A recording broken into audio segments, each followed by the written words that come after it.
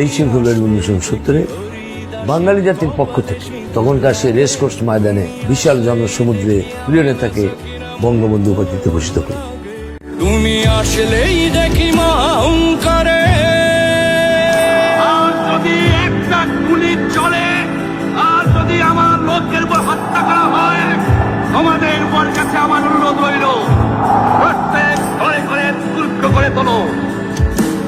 তুমি আসলেই দেখি অহংকারে দেশের শত্রু নাশ।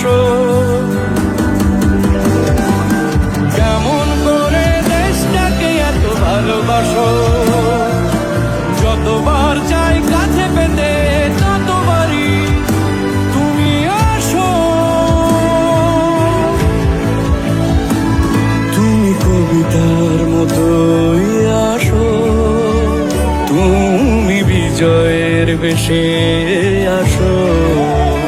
হে বন্ধু, বঙ্গবন্ধু, তোমার কালো ফ্রেমে চশমাটা আমায় দাও।